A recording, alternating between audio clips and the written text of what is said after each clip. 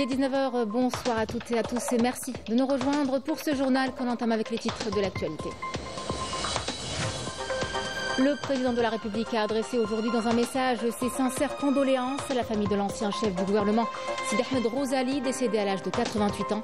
L'occasion de revenir ce soir sur son parcours au service de l'Algérie.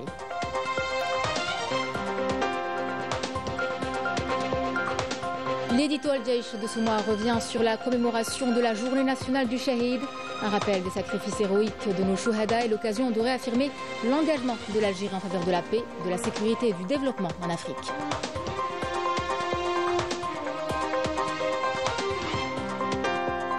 Inspection de plusieurs projets de développement à Bida par le ministre de l'Intérieur, Brahim Merad, a entre autres inauguré le centre de vidéosurveillance de la Wilaya, d'une importance capitale pour la sécurité des citoyens et pour la lutte contre la criminalité.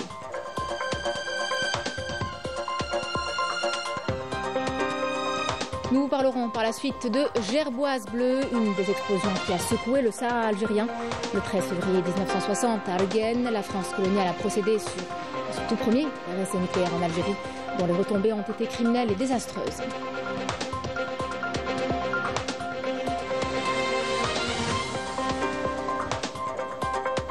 Au Maroc, le peuple est en proie à une colère intense. Les Marocains dénoncent un système corrompu qui ne fait que creuser les inégalités sociales. Dans la rue, une frustration est palpable pendant que le pouvoir semble de plus en plus éloigné des réalités de son peuple.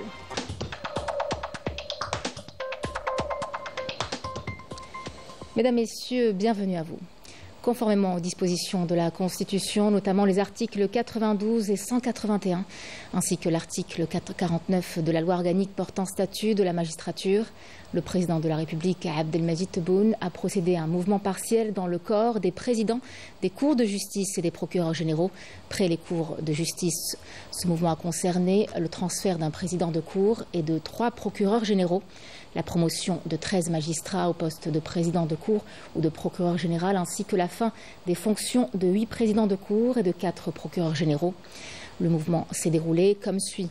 Les présidents des cours de justice de Sétif, Yaqoubi Youssef, cour de justice de Skikda, Ouazan Abdelhamid, cour de justice de Médéa, Bouhamidi Nadia, cour de justice de Mostaganem, Marouf Larbi, cour de justice de Msila, Mihra Hassan, cour de justice d'Oran, Boutalfes Djilali, cour de justice de Tissemsilt, Alouqa Nasreddin, cour de justice d'El-Oued, Dabou Beltayeb, cour de justice de Relizen, Atmani Houssine, les procureurs généraux près les cours de justice, cour de justice de Batna Belqassem Monsef, cour de justice de Bouira Bedaras Faisal, cour de justice d'Alger Ben Boudief Mohamed El-Kamel, cour de justice de Skikda Masoudi Attahar, cour de justice de Sidi Bel-Abbas Naad Jawi, Jamel, cour de justice de Msila Foudad Jamel, cour de justice de Mascara Ben Abdallah Mustafa, cour de justice de Soukharas Boukhari Ammar. Je vous en parlais en titre. Le président de la République, Abdelmadjid Tebboune, a adressé aujourd'hui ses sincères condoléances à la famille de l'ancien chef du gouvernement, Sidi Ahmed Rosali, décédé à l'âge de 88 ans. Avec sa disparition, l'Algérie perd l'un des hommes qui ont servi le pays à travers de hautes fonctions et responsabilités au sein des institutions de l'État, laissant son empreinte en tant que personnalité nationale de premier plan. Témoin d'une période charnière marquée par des mutations et des événements majeurs de la vie nationale, a indiqué le président de la République dans son message de condoléances, avant d'ajouter que nous faisons nos adieux avec émotion et tristesse à l'un des cadres compétents de l'élite intellectuelle qui ont assumé de hautes responsabilités en tant qu'ambassadeurs, ministres et chefs de gouvernement et qui se sont distingués par leur riche contribution sur la scène politique nationale. En cette douloureuse épreuve, Abdelmadjid Tebboune a adressé ses sincères condoléances et l'expression de sa profonde compassion, priant Dieu Tout-Puissant d'accorder aux défunts sa sainte miséricorde, de l'accueillir en son vaste paradis et de prêter à sa famille patience et réconfort. À Dieu nous appartenons et à lui nous retournons, a conclu le président de la République. Le général d'armée Saïd Changriha, ministre délégué auprès du ministre de la Défense nationale, chef d'état-major de l'armée nationale populaire, présente en son nom et au nom de l'ensemble des personnels de l'ANP, à la famille du défunt et à ses proches, ses sincères condoléances et fait part de sa profonde compassion, priant Dieu le Tout-Puissant de lui accorder sa sainte miséricorde et de l'accueillir en son vaste paradis et d'octroyer également à sa famille et à ses proches tout le courage et la force en cette dure épreuve. À Dieu nous appartenons et à lui nous retournons. L'occasion de revenir ce soir sur le parcours de feu Sidi Ahmed Rozali, homme d'État qui a marqué l'histoire du pays. Il a consacré sa vie au service de l'Algérie. De ses débuts dans la lutte pour l'indépendance à son rôle dans la nationalisation des hydrocarbures, il a occupé des postes stratégiques. Son portrait avec Amel Bouarba. Sidi Ahmed Rozali, le fin diplomate et le politicien élégant, figure majeure de la scène politique algérienne, tire sa révérence. Homme d'État et témoin des étapes cruciales qu'a connues l'Algérie, respecté et pétri des valeurs de la révolution algérienne, il a de tout temps répondu à l'appel du pays depuis 1956. À l'époque, jeune étudiant, il s'engage dans le combat libérateur au sein du FLN, tout en poursuivant ses études jusqu'à l'obtention de son diplôme d'ingénieur. Après l'indépendance, il est nommé conseiller du ministre chargé de l'Industrie et de l'Énergie, puis directeur des mines et des combustibles au ministère de l'Industrie et de l'Énergie en 1965. Sa carrière débute véritablement avec son entrée à Sonatrach, la plus grande entreprise publique du pays dont il prend la direction de 1966 à 1977. Durant 11 ans, il joue un rôle important dans le développement du secteur énergétique, faisant de Sonatrach un pilier de l'économie nationale. D'ailleurs, c'est durant cette période que l'Algérie a vu la nationalisation des hydrocarbures en 1971. Fort de cette expérience, il est nommé ministre et occupe plusieurs portefeuilles stratégiques. De 1977 à 1979, il occupe le poste de ministre de l'Énergie et des Industries pétrochimiques. Sidi Ahmed Rozali a également été ministre de l'Hydraulique et ministre des Affaires étrangères de 1989 à 1991. Sidi Ahmed Rozali, qui a également embrassé une carrière de diplomate chevronné en tant qu'ambassadeur à Bruxelles, a joué un rôle primordial dans l'accord de Taïf qui avait mis fin à la guerre civile au Liban qui avait duré plus de 15 ans.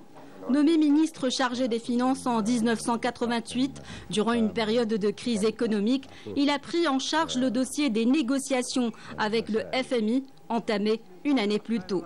Celui qu'on surnommait l'homme au papillon succède à Mouloud Hamrouche au poste de chef du gouvernement le 5 juin 1991, à une période marquée par l'ouverture démocratique et le multipartisme. Pour Rozali, l'intérêt suprême de la nation était au-dessus de toute considération. Le technocrate qui a de tout temps répondu à l'appel du devoir national, fidèle à ses principes et valeurs, aura laissé son empreinte et l'image d'un gestionnaire et homme d'État moderne et ouvert. Le ministre d'État, ministre des Affaires étrangères, de la communauté nationale à l'étranger et des Affaires africaines, Ahmed Attaf, a reçu aujourd'hui au siège du ministère le secrétaire général du ministère des Affaires étrangères de la République populaire du Bangladesh, Jachim Oudin, qui effectue une visite en Algérie à l'occasion de la tenue de la deuxième session du mécanisme de concertation politique bilatérale. Lors de la rencontre, l'état des relations de fraternité et de coopération entre l'Algérie et le Bangladesh ont été passés en revue. L'occasion aussi d'examiner les moyens de les hisser à de plus hauts niveaux, notamment dans le domaine économique. Les deux parties ont également échangé les vues sur plusieurs questions d'intérêt commun et souligné la nécessité de poursuivre le soutien mutuel dans les forats internationaux. L'édito Al-Jaish de ce mois de février revient sur la commémoration de la Journée nationale du Shahid, un rappel des sacrifices héroïques de nos Chouhada et l'occasion de réaffirmer l'engagement de l'Algérie en faveur de la paix, de la sécurité et du développement en Afrique. À travers son soutien aux solutions africaines et aux problèmes du continent, l'Algérie continue toujours de jouer un rôle clé dans la promotion de l'intégration et de la stabilité régionale. Raouf Hamouche. Dans son éditorial intitulé « Profondeur africaine de l'Algérie, choix stratégique », la revue El-Jaish revient sur la commémoration de la Journée nationale du Shahid, mais aussi l'agression barbare perpétrée par l'aviation de guerre coloniale contre le village tunisien de Seriet Sidi Youssef, où se sont mêlés les sangs des peuples tunisiens et algériens frères. L'édito revient également sur les explosions nucléaires dans le Sahara algérien, un crime odieux et une tache indélébile sur le front de la France coloniale, ajoute l'éditorial, qui rappelle également les pages brillantes de la glorieuse histoire de l'Algérie qui a infligé une cinglante défaite à l'occupant français après une des plus grandes révolutions libératrices de l'ère contemporaine. L'Algérie s'en inspire, ajoute l'édito, dans ses rapports avec ses partenaires au niveau régional et international. Elle qui est devenue un acteur clé, une force stabilisatrice et unificatrice en Afrique. Une responsabilité qui l'oblige à œuvrer sans relâche afin de permettre aux pays africains d'asseoir leur pleine souveraineté sur leur territoire et leurs richesses. Dans ce même contexte, l'article rappelle que le Conseil de sécurité avait salué le mois dernier le rôle de l'Algérie en tant que leader africain en matière de prévention et de lutte contre le terrorisme, tout en reconnaissant pour la première fois le rôle fondamental des différents mécanismes de sécurité africains existants sur insistance de l'Algérie. Une reconnaissance de son rôle leader au sein du continent pour l'instauration de la sécurité et de la stabilité. L'édito rappelle également que le président de la République, Abdelmadjid Tebboune, est le porte-parole de l'Afrique s'agissant de la lutte contre le terrorisme, une lourde responsabilité que l'Algérie entend assumer pleinement avec toute l'abnégation et la détermination nécessaires, s'engageant à respecter tous ses engagements envers l'Afrique. L'édito revient également sur l'attachement de l'Algérie à sa profondeur africaine, un choix stratégique à travers la coopération fructueuse et étroite avec les pays africains pour répondre aux priorités du continent. Un choix réaffirmé par le président de la République dans son allocution à l'occasion de l'ouverture des travaux de la 11e session du séminaire de haut niveau d'Oran sur la paix et la sécurité en Afrique. L'Algérie, à travers l'armée nationale populaire, veille à l'activation des mécanismes de coopération sécuritaire et à s'acquitter pleinement du rôle qui lui incombe dans son espace continental, tel que souligné par le général d'armée Saïd Chingriha, ministre délégué auprès du ministre de la Défense nationale, chef d'état-major de l'ANP, lors d'une de ses visites dans la 4e région militaire. Ces efforts acharnés déployés par l'Algérie, souligne la revue El Jaish, découlent de son attachement à ses principes immuables et à ses positions honorables qu'elle affiche fièrement lors de son mandat en tant que membre non permanent du Conseil de sécurité de l'ONU, en défendant avec acharnement les intérêts des peuples africains et ceux des peuples encore sous occupation, en particulier le peuple palestinien, mais aussi le peuple sahraoui, en mettant la communauté internationale face à ses responsabilités et en plaidant farouchement, ajoute l'édito, pour mettre un terme à l'occupation du Sahara occidental, une question de décolonisation qui constitue une priorité pour l'Algérie, l'Afrique et les Nations Unies. Lors d'une visite de travail aujourd'hui dans la wilaya de Blida, le ministre de l'Intérieur, des collectivités locales et de l'aménagement du territoire a inspecté plusieurs projets de développement au niveau de différentes communes. Supervisant la remise de camions d'assainissement aux municipalités, Brahim Erad a insisté sur l'importance d'impliquer les jeunes entreprises et start-up dans la gestion des déchets et de généraliser le tri sélectif dans le but de préserver l'environnement et d'améliorer la qualité de vie. Le ministre de l'Intérieur a également inauguré le centre de vidéosurveillance de la wilaya, un dispositif destiné à renforcer la sécurité publique, la surveillance routière et la prévention des catastrophes naturelles en appui aux forces de sécurité. Écoutons le ministre de l'Intérieur, Brahim Erad. Nous sommes présents dans ce centre très important qui fait partie des 10 centres disponibles à ce jour à travers le territoire national.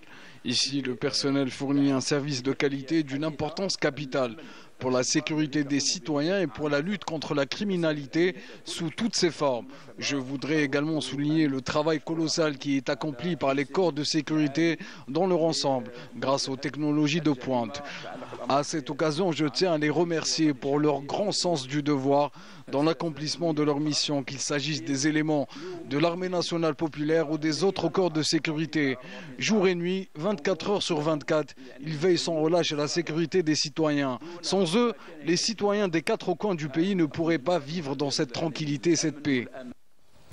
Aujourd'hui, 4 février, à l'occasion de la Journée mondiale contre le cancer, nous mettons en lumière les efforts déployés pour lutter contre cette maladie qui touche des millions et des millions de vies. Le ministre de la Santé, Abdelhak Saïhi, a présidé ce mardi la cérémonie d'installation des 22 sous-commissions de la Commission nationale de prévention et de lutte contre le cancer, en prévision des assises nationales de prévention et de lutte contre le cancer prévues en mai prochain.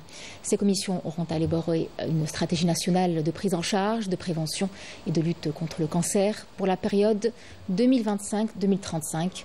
Cette stratégie repose sur 5 axes: la prévention, le dépistage précoce, le diagnostic précoce, la prise en charge thérapeutique des patients, l'amélioration du parcours des patients atteints de cancer, ainsi que la recherche scientifique sur cette maladie et la réintégration sociale des patients guéris.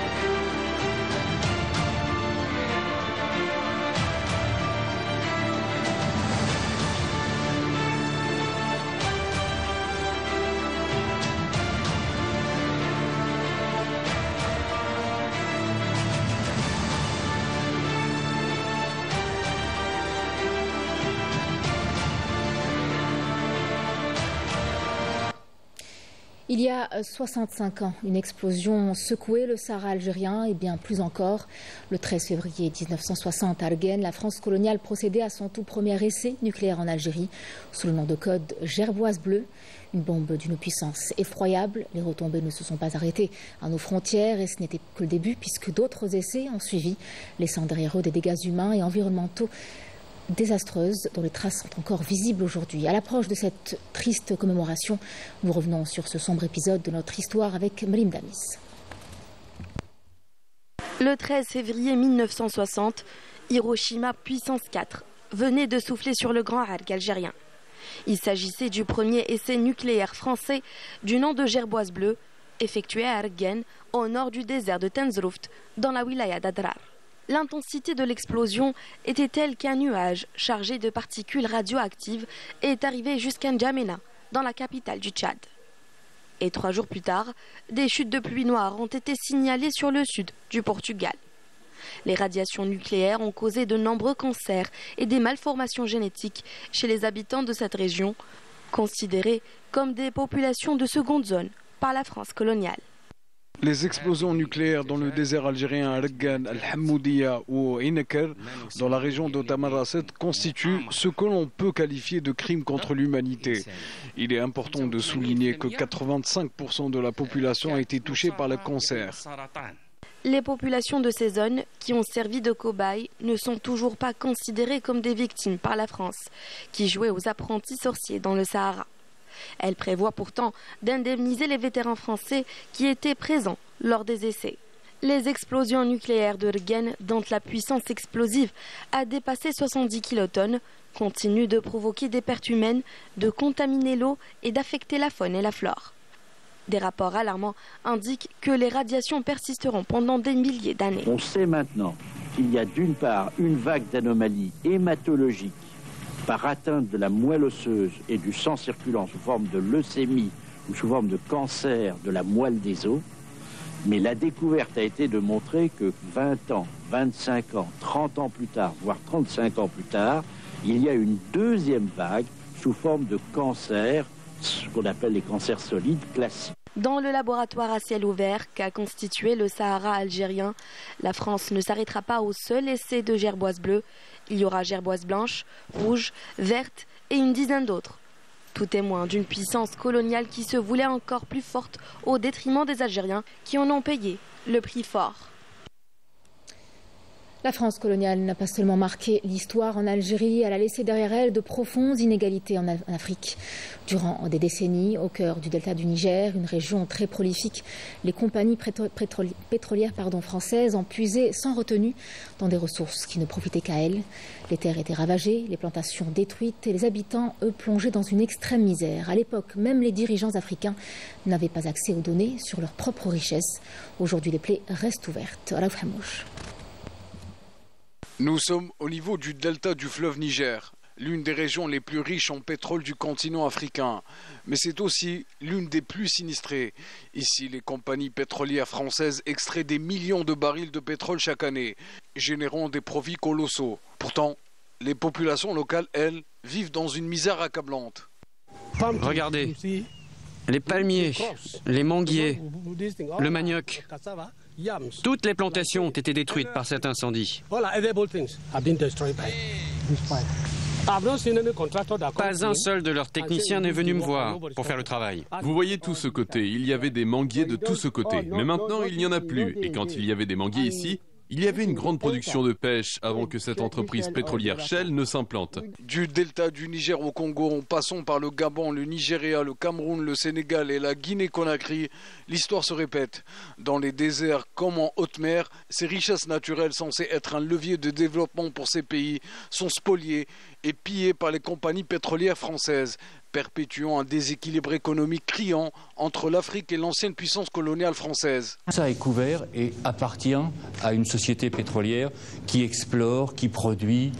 C'est-à-dire que tout le delta du Niger est exploité? Aujourd'hui, oui, jusqu'à 1300 à 1500 mètres de profondeur d'eau, en cours ou en production. Pourquoi tout le monde est là? Parce qu'il y a beaucoup de pétrole, parce que c'est un delta, ces zones de marais sont des zones prolifiques, et donc c'est une région extraordinaire. Il y a des cargaisons qui sont produites et qui n'ont jamais été officiellement. C'était toujours dangereux de vouloir donner l'impression qu'on n'a pas confiance à tel ou tel opérateur économique. Là, on a, si vous voulez, à mon avis, utilisé ou, comment dire, un peu la naïveté, je dirais, des dirigeants des pays hôtes, des producteurs. Nous ne savions rien de ce qui se passe et nous n'avons même pas la quantité du pétrole qui sortait de notre pays, nous ne la connaissions pas. Vous voulez dire que les autorités congolaises ne la connaissaient pas. Ne connaissaient pas la quantité de pétrole extraite de leur sol? Par quel moyen? Aujourd'hui, le sursaut de l'Afrique à travers son rejet de la présence française sur son sol n'est que le début d'une émancipation qui n'a que trop tardé, visant à se libérer de l'hégémonie et de la spoliation de ses richesses naturelles. Une bataille de plus remportée pour le Sahara occidental. La Cour de justice de l'Union européenne annule des accords commerciaux qui incluaient le Sahara occidental. Une décision qui concerne entre autres l'étiquetage des produits agricoles issus de ce territoire disputé, mais surtout qui marque une véritable avancée pour un peuple en quête d'indépendance et qui fragilise la stratégie marocaine. Amira Sefta. L'Union européenne inflige une nouvelle série de revers au régime du Merzen, après la décision historique de la Cour de justice de l'Union européenne annulant les accords commerciaux entre l'Union européenne et le Maroc, incluant le territoire du Sahara occidental. Dans la foulée, la Commission européenne a précisé que l'accord euro-méditerranéen sur l'aviation et la navigation ne s'appliquait pas au Sahara occidental. Par ailleurs, le Conseil d'État français a rendu un jugement définitif imposant l'étiquetage des produits agricoles en provenance du Sahara occidental.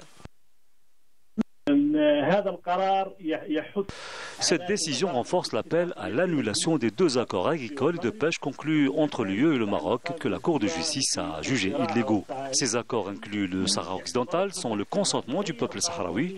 La Cour a réaffirmé que le Front Polisario est le seul représentant légitime du peuple sahraoui.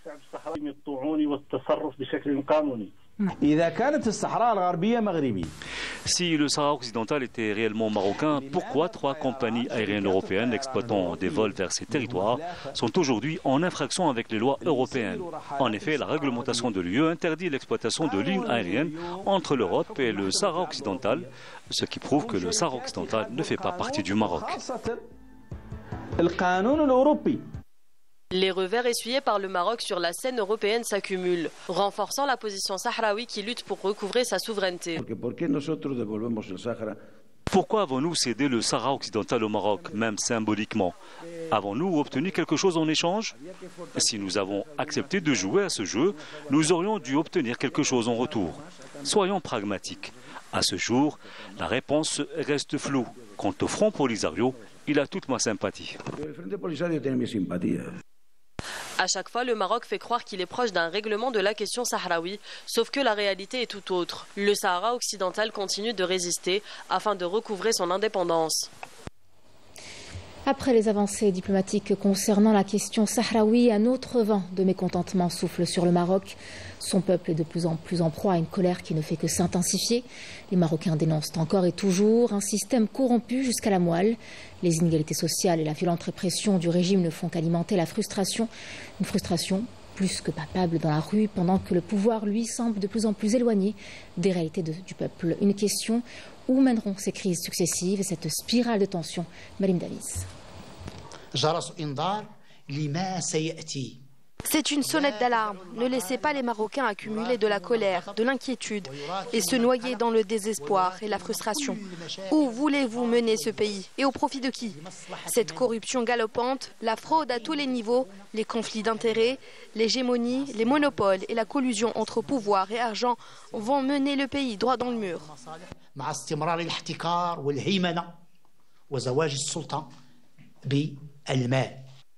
Les cercles du pouvoir au Maroc ont fait de la corruption un phénomène désormais institutionnalisé et endémique. Ils façonnent des lois sur mesure qui préservent leurs intérêts et perpétuent l'impunité, tandis que les citoyens marocains subissent de plein fouet l'enchaînement des crises sans qu'aucune solution concrète ne leur soit apportée. Ce que vous faites de ce pays est une honte. Vous avez fait de nous des esclaves et des réfugiés dans notre propre pays. Que voulez-vous faire? Nous pousser à l'exil? Le peuple marocain est conscient. Il endure pour l'instant, mais il finira par se soulever. Quand il éclatera, vous ne pourrez plus le réprimer par la force. Nous n'avons aucune dignité dans notre propre pays. Nous subissons toutes les formes de répression sans aucune raison. Nous ne faisons que réclamer nos droits. La rue marocaine en ébullition, les problèmes s'accumulent et alimentent la colère et les tensions parmi la population. Conséquence directe de la crise de confiance entre les citoyens et leur gouvernement. Nos dirigeants vivent dans l'opulence, ils dorment paisiblement, leurs enfants sont à l'abri, ils ne s'inquiètent nullement de ce que vit le peuple, qui endure chaque jour de nouvelles privations. Nous sommes anéantis, nous n'en pouvons plus de ce système. L'échec cuisant dans la gestion des crises successives auxquelles le pays est confronté pousse les Marocains à envahir les rues quasi quotidiennement. Tandis que la corruption prospère avec la complicité assumée du Merzen qui puise dans les richesses du peuple pour acheter un semblant de paix sociale. Revenons chez nous, en Algérie, en plein cœur du sud de Tiaret, où se dressent les pyramides de Djedar, un site archéologique qui nous plonge dans l'histoire de l'Afrique du Nord. Ces 13 mausolées, vestiges d'une époque ancienne, attirent aujourd'hui de plus en plus de passionnés de patrimoine. Un héritage qui devient aujourd'hui un véritable atout touristique pour la région. Emela Sefta. Majestueusement niché sur les Djebel Lakhdar et Arwi, à environ 30 km au sud-ouest de Tiaret, entre les communes de Medrosa, Frenda et Tousnina se dresse Djedar. Ces majestueux monuments témoignant de l'ingéniosité architecturale et les traditions funéraires des civilisations anciennes d'Afrique du Nord. Le site funéraire des Djedar a été classé site archéologique en 1968. Le terme Djedar dérive du terme arabe Jidar, signifiant mur en référence à la solidité et à la structure des édifices. Datant de la fin du 5e siècle et du début du 6e siècle après Jésus-Christ, les Djedar se divisent en deux ensembles. Le premier comprend 3 pyramides, A, B et C. Le second est constitué de 10 monuments funéraires.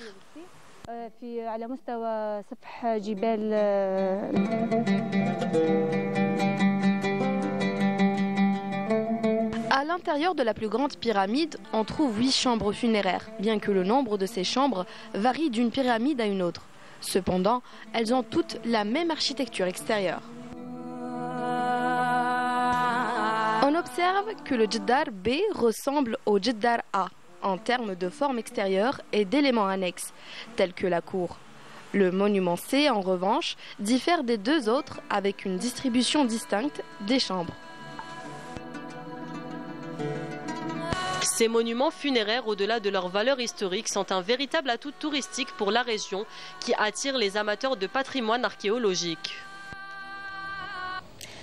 C'est la fin de cette édition. Merci à vous de l'avoir suivi. Je vous retrouve demain pour le journal de 19h. Très bonne soirée à vous.